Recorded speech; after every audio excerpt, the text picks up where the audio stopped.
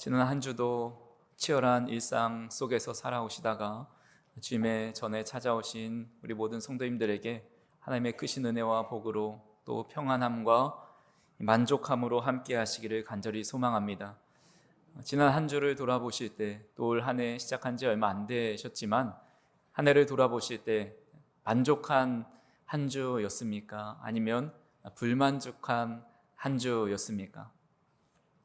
표정을 보니까 다 만족스러운 표정으로 앉아 계신 거라 믿습니다.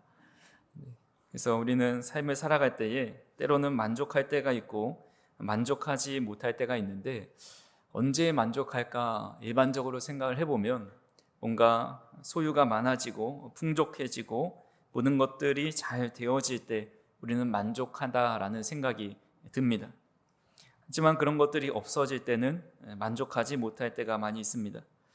통계를 보면 최근 통계청의 발표에 따르면 우리 한국인의 삶의 만족도는 10점 만점에 6.1점이라고 합니다. OECD 국가 중에 33위로 최하위권에 머무는 그런 결과가 나왔습니다.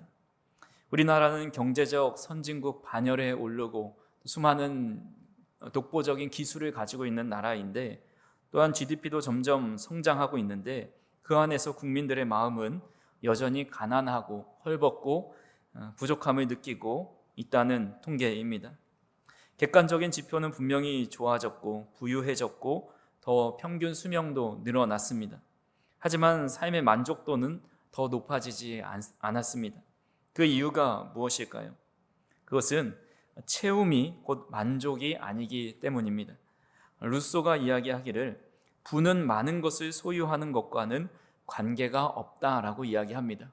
오체가 불만족스러운 몸이다 할지라도 마음이 부자라면 어떤 상황에서도 만족함을 가지고 살아갈 수 있지만 많은 것을 가지고 있음에도 불구하고 마음이 부자가 아니라면 내 마음속에 결핍을 가지고 살아가게 됩니다. 그렇다면 우리는 어떻게 이 세상 속에서 만족스러운 삶을 살아갈 수 있을까요? 오늘 말씀을 통해서 주님이 내 안에 계실 때에 주시는 그 중요한 마음 중에 하나가 바로 만족인데 그 만족감에 대해서 우리가 살펴보고자 합니다. 첫 번째로 세상의 속임수에 사로잡혀서는 만족할 수 없습니다. 오늘 본문 8절의 말씀을 같이 한번 읽어보겠습니다. 누가 철학과 헛된 속임수로 너희를 사로잡을까 주의하라. 이것은 사람의 전통과 세상의 초등 학문을 따름이요 그리스도를 따름이 아니니라. 사도 바울은 철학과 헛된 속임수로 너희를 사로잡을까 주의하라 라고 말씀합니다. 이 사로잡힌다라는 말의 원어를 보면 전쟁에서 포로로 끌려간다라는 의미가 있고 또 멀쩡한 사람을 납치해 간다라는 아주 폭력적인 의미가 있습니다. 작년 여름쯤으로 기억을 하는데 어린이 유괴 미수 사건이 급증한 사례가 있었습니다. 그래서 어린 자녀가 있는 가정들이 더 주의를 요했던 적이 있는데 유괴범들이 아이들을 꿰는 방법들이 매우 진화되었습니다. 하교하는 아이들에게 접근해서 얘야 내가 엄마 친구야. 너희 아빠가 너를 여기로 데리고 오라고 했어 라고 하면서 접근합니다. 또한 내가 강아지가 한 마리 있는데 얘가 좀 아파. 좀 같이 가서 도와줄 수 있겠니? 내가 길을 잃었는데 어디까지 좀 같이 동행해 줄 수 있겠니? 라고 말합니다. 요즘 아이들이 유튜브를 많이 보니까 지금 유튜브 촬영 중인데 나랑 같이 가서 촬영해보지 않을래? 촬영하면 선물도 주고 또 조회수가 잘 나오면 돈도 줘 하면서 누가 봐도 억지로 끌려가는 것이 아니라 아는 사람을 따라가는 것처럼 교묘한 수법을 사용합니다. 이런 사례들이 좀 늘어나자 지난 여름에 경찰청에서 아동 유괴 대책에 대해서 발표하기도 했습니다. 영적인 세계도 유괴가 일어납니다. 멀쩡하게 하나님의 자녀로 잘 살아가고 있었던 성도가 갑자기 세상의 종으로 또 불안의 포로로 납치될 때가 있습니다. 근데 그렇게 우리를 마음을 꿰는 것은 어떤 고난과 큰 어려움이라기보다도 우리의 삶에 참으로 현실적이고 합리적인 그럴듯한 논리를 가지고 우리를 꾀할 때가 많이 있습니다. 자본주의 사회에서 돈이 없으면 너는 불행한 거야. 노후 준비가 안 돼 있으면 내 인생은 끝장이야. 남들보다 뒤처지면 너는 무시당하게 될 거야. 이 말은 지극히 현실적입니다. 돈은 필요하고 노후 준비도 해야 합니다. 이것이 나쁜 것은 아닙니다. 하지만 사단의 속임수는 우리의 끝없는 욕망을 마치 생존에 반드시 필요한 것으로 여기게 착각하게 만듭니다.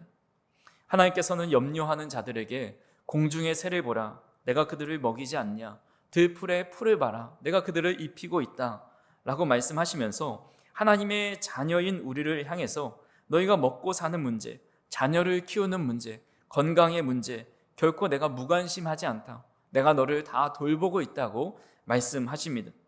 근데 세상은 교묘하게 우리를 속입니다. 아니야, 하나님이 지켜주셔도 그것만으로는 부족해. 내가 더 많이 모아놔야 되고 더 많이 쌓아놔야 되고 더 높이 올라가야 안전해 라고 하면서 우리의 불안을 자극합니다. 광고를 하나 보니까 예전에 나왔던 광고인데, 이 동창회 모임이 끝난 밤에 한 친구가 이제 다른 친구에게 묻습니다. 너 요즘 어떻게 지내? 라는 질문을 합니다. 그때 잘 살고 있냐, 성공은 했냐 이런 의미로 물어봅니다. 그때 한 사람이 말을 하지 않고 주머니에서 그 차키를 하나 꺼내서 버튼을 하나 누릅니다. 삑 소리가 나는 동시에 자동차 그랜저에서 불빛이 들어옵니다. 그걸 본 친구가 부러운 눈빛으로 바라보고 성우의 나레이션이 나옵니다. 그랜저로 대답했습니다. 이런 말이 나옵니다. 한 아파트 광고를 보면 당신이 사는 곳이 당신을 말해줍니다. 살아본 사람의 자부심, 이런 카피 문구를 사용합니다. 이런 것들이 계속 우리 안에 노출되면서 우리는 이미 충분한 것을 많이 가지고 있음에도 불구하고 더 좋은 것을 소유하려는 욕망을 생기게 되고, 그 욕망이 우리의 삶에 반드시 필요한 것으로 착각하게 됩니다. 중세기의 성자로 추앙받았던 토마스 아켄퍼스라는 분이 그리스도를 본받아라는 책에서 욕망의 허무함에 대해서 이런 말을 했습니다. 하나님을 사랑하고 다만 그에게 봉사하는 일 이외의 일은 헛되고 헛되어 바람을 잡는 것 같다.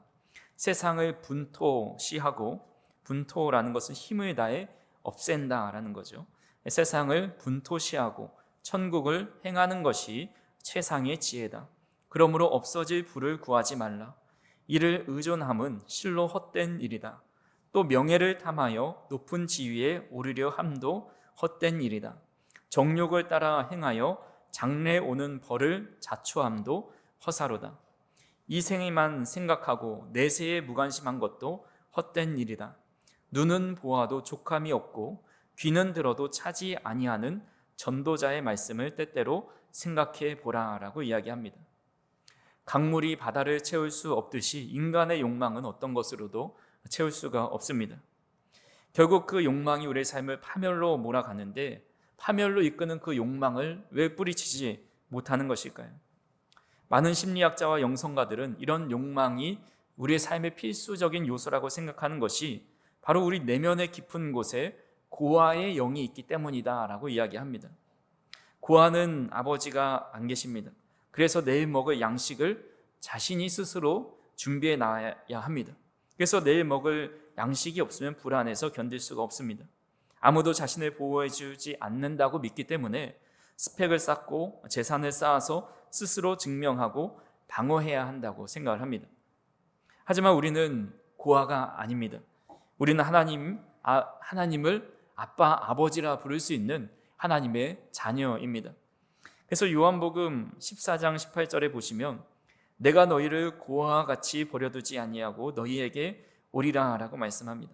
로마서 8장 16절에도 성령이 친히 우리의 영과 더불어 우리가 하나님의 자녀인 것을 증언하신다고 말씀하고, 요한복음 1장 12절에도 영접하는 자, 곧 그 이름을 믿는 자들에게는 하나님의 자녀가 되는 권세를 주셨다 말씀합니다. 갈라디아서 4장 6절 같이 한번 읽어보겠습니다. 너희가 아들임으로 하나님이 그 아들의 영을 우리 마음 가운데 보내사 아빠 아버지라 부르게 하셨느니라. 아멘. 이 외에도 하나님의 자녀, 하나님의 아들들이라는 말이 신약에서만 해도 30-40번 정도가 나옵니다. 또한 신약 성경에서만 260회 이상 하나님을 아버지라고 부르고 있습니다. 즉 예수님께서 이 땅에 오셔서 하나님과 우리 사이의 주종 관계에서 이제 부자와 부녀의 관계로 완전히 재정립해 주셨습니다. 우리는 하나님의 자녀라고 성경에선 끊임없이 말씀하고 계시는데 우리는 삶의 현장에서 마치 아버지가 없는 고아처럼 스스로의 힘으로 만족함 없이 풍족함 없이 살아가고 있지 않은지 돌아보아야 합니다. 세상은 철학과 헛된 속임수로 우리의 마음을 사로잡아 갑니다. 욕망을 필수적인 요소라 생각하게 만들고 이미 가진 것이 아닌 없는 것을 보게 만듭니다. 아직 결핍이 많은 존재라 여기고 그렇게 내 인생은 내가 스스로 준비해서 알아서 살아가야 한다고 이야기합니다. 그렇게 삶의 모든 무게를 짊어지고 살아가다 보니 마음에 만족이 없고 평안이 없습니다. 간절히 바라기는 이 세상의 철학과 헛된 속임수에 마음을 빼앗기지 않으실 수 있기를 간절히 소망합니다. 하나님은 고아와 같이 우리를 버려두지 않으시고 너희는 나를 아빠 아버지라고 불러라. 그 하나님의 자녀 삼으심 그 사실로 인해서 하나님 안에서 만족함을 누리며 살아가는 저희 성도님들이 되시기를 간절히 소망합니다.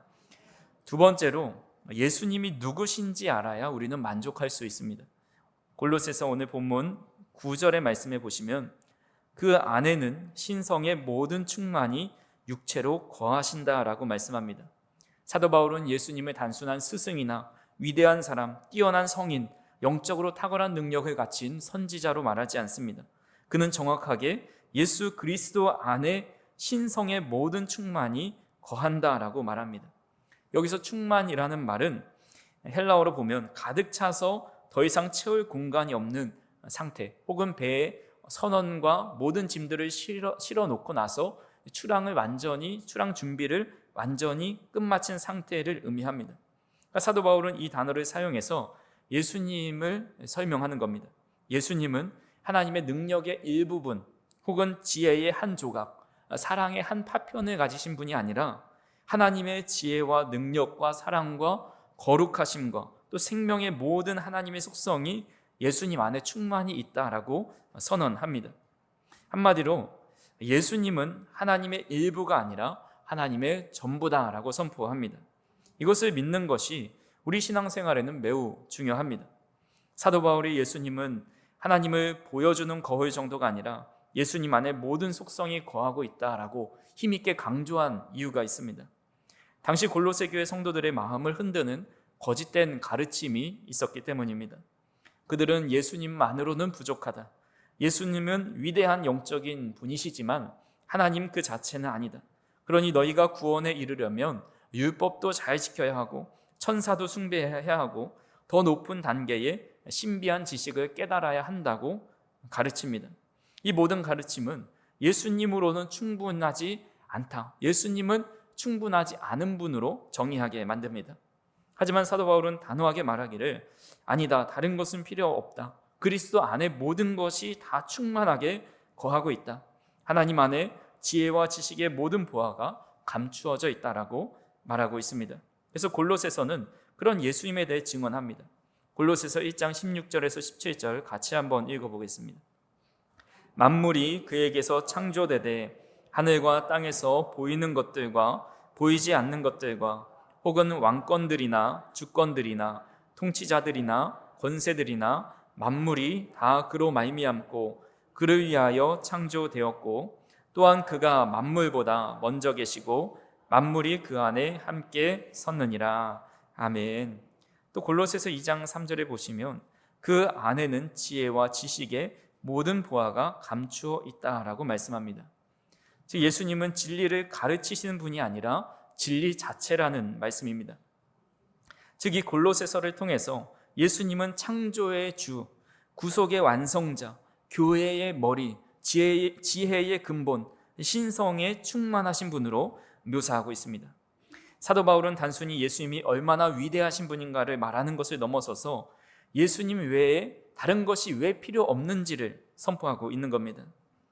우리가 만족을 누릴 수 있는 방법은 상황이 바뀌어서 누릴 수 있는 것이 아닙니다. 환경이 좋아질 때 만족하는 것도 아닙니다. 참된 만족은 예수 그리스도가 누구신지를 바로 알 때에 시작됩니다. 예수님이 하나님의 전부라면 우리는 더 이상 세상에서 우리의 가치를 증명하지 않아도 됩니다. 예수님 안에 신성의 모든 충만이 있다면 우리는 이제 더 이상 다른 것으로 우리의 마음을 채우려 하지 않아도 됩니다. 신성의 모든 충만으로 가득하신 예수님으로 인해서 우리 안에 주님이 계시다면 우리는 그분으로 인해 만족을 경험할 수 있다는 겁니다. 간절히 바라기는 이 우주보다 크신 충만하신 예수 그리스도가 바로 우리의 전부이시고 내 안에 계셔서 내가 세상의 어떤 것보다 참된 만족을 누리고 살아갈 수 있다고 고백할 수 있는 저 우리 성도님들이 되기를 간절히 소망합니다. 세 번째로 우리는 예수님 안에서 이미 충만해진 사람이다. 성경은 말씀합니다. 오늘 본문 10절의 말씀을 같이 한번 읽어보겠습니다. 너희도 그 안에서 충만하여졌으니 그는 모든 통치자와 권세의 머리시라. 아멘. 우리가 앞에서 9절에서 예수님 안에 하나님의 모든 충만이 거한다라는 말씀을 들으면서 동의할 수 있었습니다. 예수님이시니까 당연히 위대하시고 그 예수님은 하나님이시고 우주보다 크신 분이다. 당연하게 우리는 생각할 수 있습니다.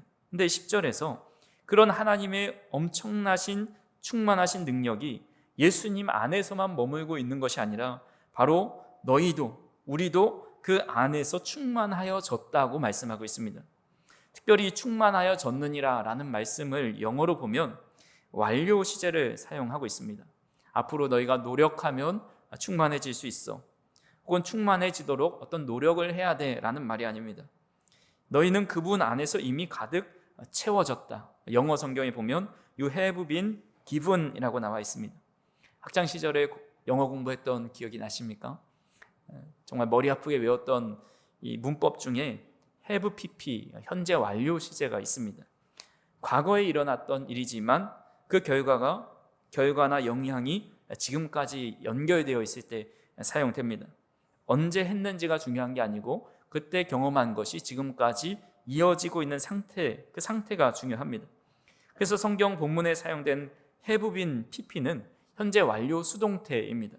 그러니까 과거에 일어난 일이지만 그 결과가 지금까지 미치고 있고 내가 한 것이 아니라 이렇게 되어진 것, 누군가로부터 되어진 상태, 수동태를 의미하고 있습니다.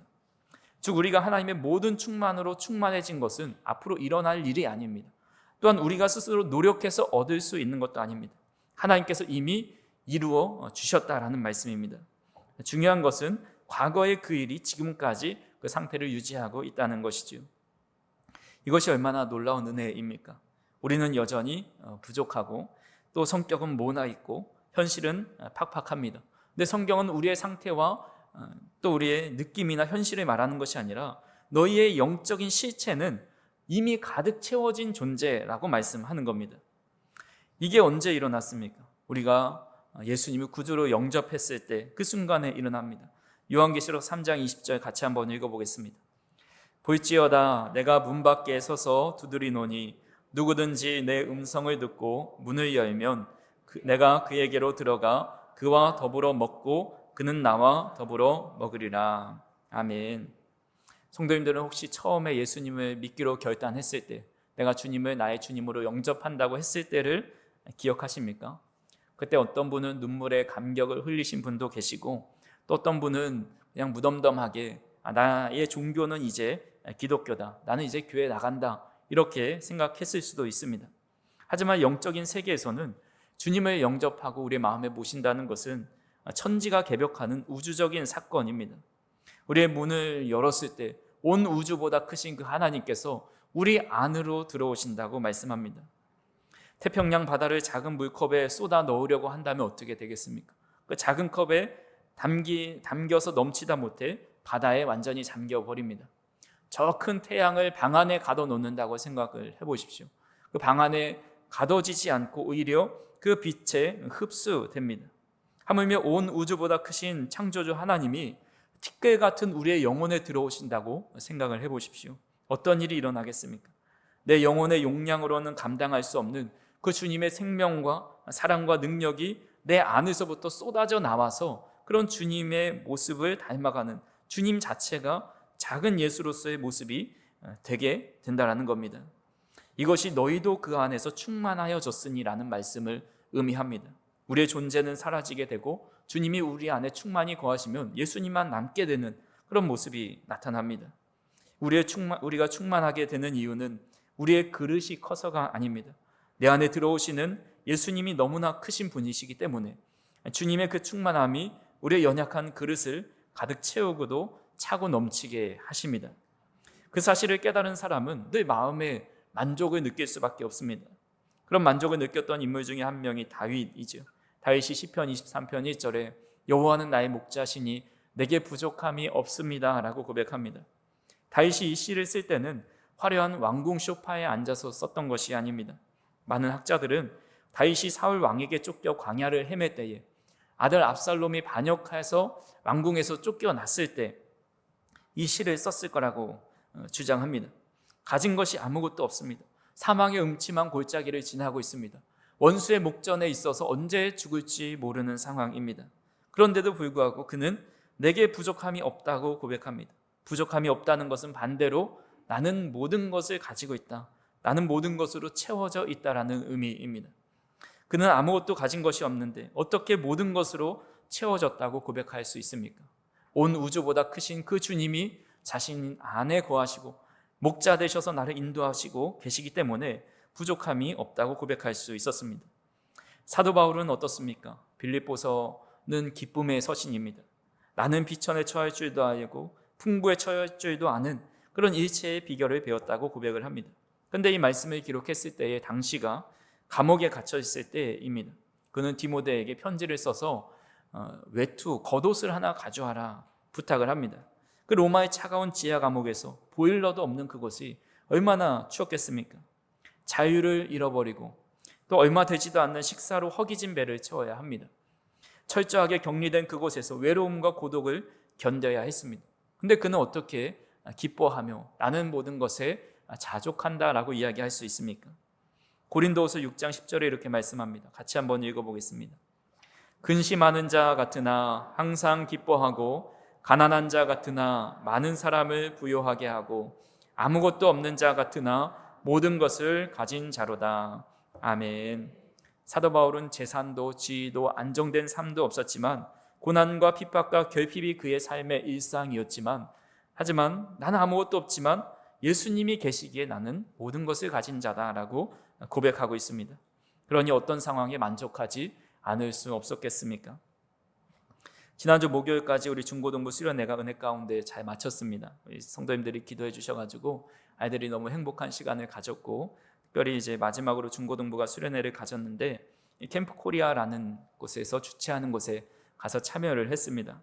근데 조금 아이들이 힘들어하지 않을까 생각을 했지만 영상에서 보신 대로 즐겁게 찬양하고 또 프로그램도 잘 참여해줘서 참으로 고맙다라는 생각을 했습니다. 수련회 일정 2박 3일을 마치고 이제 목요일 날 아이들이 그토록 기다리던 스키장에 갔습니다. 2박 3일의 빡빡한 그 수련회 일정 동안 왜 힘들지 않았겠습니까? 그런데도 아마 이제 이것이 끝나고 그 다음 날이 되면 스키장에 가서 신나게 놀 수 있겠다. 그런 보상 심리와 또 소망을 가지고 있어서 아마 잘 견뎠을 수도 있습니다. 그래서 그때 제가 운전을 해주느라 같이 이제 갔는데 가서 아이들을 풀어놓으니까 아이들이 물 만난 고기처럼 너무 신나게 놀았습니다. 6시간 리포트권을 끊으면서 6시간 좀 힘들지 않을까, 한 5시간, 4시간 타고 힘들다고 먼저 우리 일찍 가자고 하면 어떡하지 이런 생각도 했습니다. 근데 그런 걱정도 잠시고 6시간이 부족해서 밥 먹는 것도 잽싸게 먹고 또 간식도 빨리 먹고 한 번이라도 더 타려고 그렇게 막 뛰어다니면서 온몸이 다 땀으로 범벅이 되도록 타는 모습을 보았습니다. 그리고 이제 돌아오는 길에 시간만 좀 더 있었더라면 더 탈 수 있어요 이런 이야기를 합니다. 수련회가 다 끝나고 한 학부모께서 단톡방에 어떤 이야기를 올렸습니다. 아이에게 물어본 겁니다. 야, 수련회가 좋았어? 스키 타는 게 좋았어? 이렇게 물어봤는데 뭐라고 대답했을까요? 네, 스키 타는 게 좋았다라고 이야기했다면 제가 이 얘기를 안 꺼냈겠죠. 놀랍게도 수련회 갔다 온 게 좋았다라고, 더 좋았다라고 이야기하는 거예요. 저는 이제 그 톡방이 없으니까 아내가 그 얘기를 해줬는데 저는 그 이야기를 듣고 생각에 잠겼습니다. 아니 어떻게 이 학생이, 어른이라면 그럴 수 있겠죠. 근데 이 학생이 그 스키를 타는 것보다 어떻게 예배를 드리는 그 집회가 더 좋았다라고 이야기할 수 있을까? 어떻게 이런 일이 일어날 수 있을까 생각을 해봤습니다. 성도님들도 한번 생각을 해보면 솔직히 이야기하면 예배 드리는 게 좋습니까? 집에서 TV 보고 따뜻한 곳에 앉아서 좋아하는 영화 보고 드라마 보고 좋은 곳에 놀러 가는 게 좋으십니까? 당연히 우리 육신의 생각으로는 여기서 힘들게 예배 드리는 것보다 집에서 따뜻하게 앉아서 놀고 또 좋은 곳에 가서 쉬는 것이 더 좋을 것입니다. 그것이 우리의 본성입니다.